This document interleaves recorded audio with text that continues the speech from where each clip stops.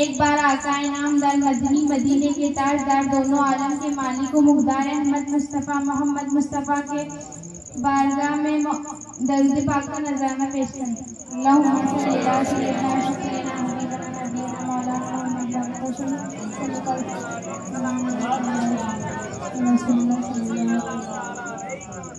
नाअबुदु व नुसल्ली अला रसूलिहिल करीम अम्मा बाद अऊज़ु बिल्लाहि मिनश शैतानिर रजीम बिस्मिल्लाहिर रहमानिर रहीम व मा अलैका अला रहमतिल लिल आलमीन। हज़रत आमिना फरमाती है, जब मेरे पेट में मेरा बच्चा था तो मैं बड़ी अजीब अजीब चीजें देखती थी। अगर मैं घर से बाहर निकलती तो बादल का एक साया मेरे ऊपर आ जाता और मुझे धूप न लगती।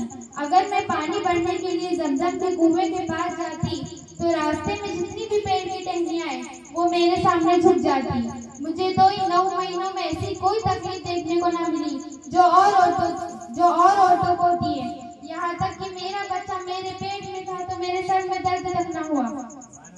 इसी तरह हज़रत आमिना को बड़े अजीब अजीब ख्वाब भी नजर आते थे। हज़रत आमिना फरमाती है, जब मैं रात को सोती तो मुझे ख्वाब में नजर आता कि मेरे जिस्म के अंदर से एक नूर निकलकर उसने सारी दुनिया को रोशन कर दिया। सुभान अल्लाह। हज़रत आमिना को ये यकीन हो गया था कि मेरे पेट में जो बच्चा है वो वाकई आम इंसान नहीं है।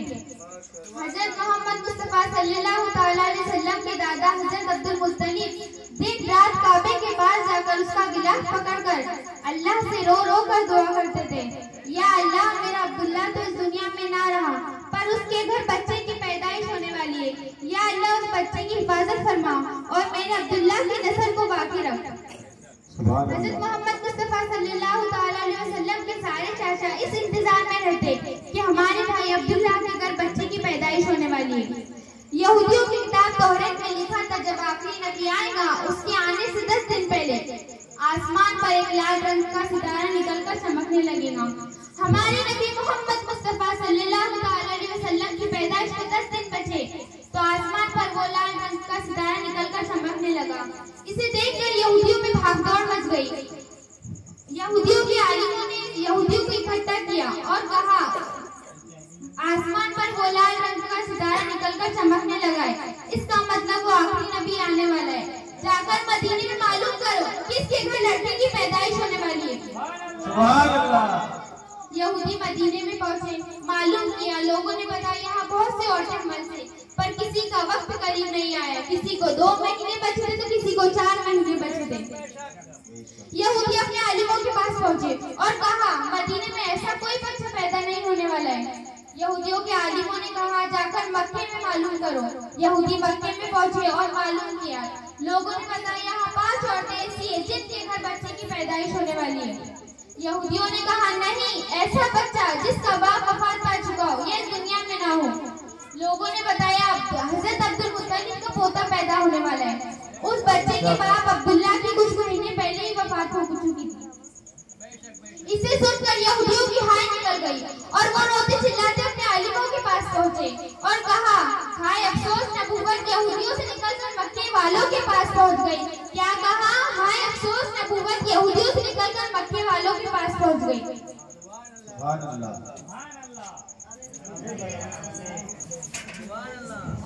वक्त करीब आ रहा था, आखिर वो दिन आया जिसका सभी को बेसब्री से इंतजार था। वो दिन भी आया जिसका इंतजार आसमान व जमीन, शरीर को परी हर मखलूक कर रही थी।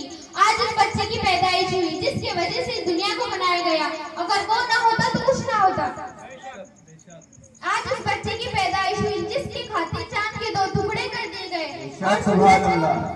और सूरज को अपनी जगह पे रुका दिया गया और अल्लाह ने हुक्म दिया, ऐ सूरज अभी मत डूबो, क्योंकि मेरे हबीब मोहम्मद मुस्तफ़ा सल्लल्लाहु अलैहि वसल्लम ने असर की नमाज अदा नहीं की। सुभान अल्लाह।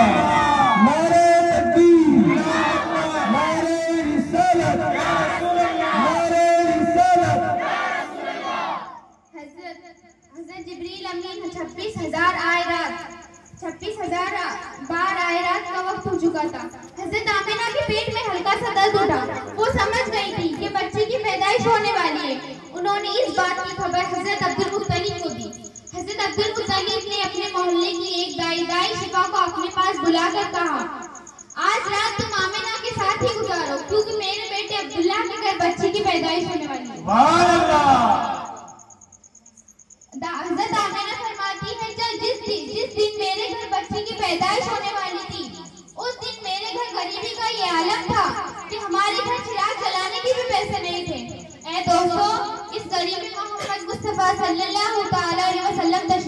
लाए। सुभान अल्लाह।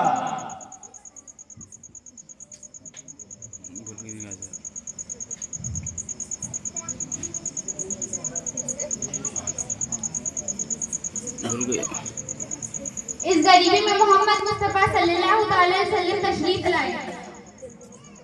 हजरत मुत्तलिब के सारे बेटे घर के बाहर बैठे थे कि हमारे भाई अब्दुल्ला की बीवी के साथ कोई भी हादसा हुआ तो उसका इलाज का इंतजाम करा देंगे। पूरी रात कोई भी न सोया। हजरत आमिना के पेट में हल्का सा दर्द उठा। वो समझ गई थी कि आज बच्चे की पैदाइश होने वाली है। उन्होंने इस बात की खबर हजरत दाई शिफा को अपने पास बुलाकर कहा, मुझे दर्द हो रहा है। बच्चे की पैदाइश में 1 घंटा गुजरा। सुबह होने से पहले मोहम्मद मुस्तफा सल्लल्लाहु अलैहि वसल्लम इस दुनिया में तशरीफ लाए। दाई शिफा हैरानी के साथ हजरत आमिना से कहने लगी, ए आमिना, मैंने अपनी सारी जिंदगी में ऐसा बच्चा नहीं देखा। दाई शिफा ने मोहम्मद मुस्तफा सल्लल्लाहु अलैहि वसल्लम को अपनी गोद में लेकर एक तरफ जमीन पे लेटा दिया। जैसे ही मोहम्मद मुस्तफा सल्लल्लाहु अलैहि वसल्लम को दाई शिफा ने जमीन पे लेटाया, वैसे ही मोहम्मद मुस्तफा सल्लल्लाहु अलैहि वसल्लम एक झटके में करवट बदलकर घुटने टेक कर सीधा सजदे में चले गए। सुभान अल्लाह। इसे देखकर हजरत आमिना की हैरानी की इंतहा न रही और पूरे 15 मिनट तक मोहम्मद मुस्तफा सल्लल्लाहु अलैहि वसल्लम सजदे में रहे और आसमान की तरफ अपना सर उठा के उंगली से इशारा कर दिया।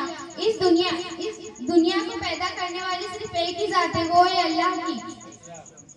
जैसे ही हजरत आमिना ने अपने बच्चे मोहम्मद मुस्तफा सल्लल्लाहु अलैहि वसल्लम को गोद में लिया, वैसे ही आसमान के बादल जमीन पर आने लगे और हजरत आमिना के कमरे में एक बादल का साया आया। मोहम्मद मुस्तफा सल्लल्लाहु अलैहि वसल्लम को उसमें गायब हो गए। नाबुद हर इब्तिदा से पहले हर इंतहा के बाद जाते नबी बुलंद है जाते खुदा के बाद।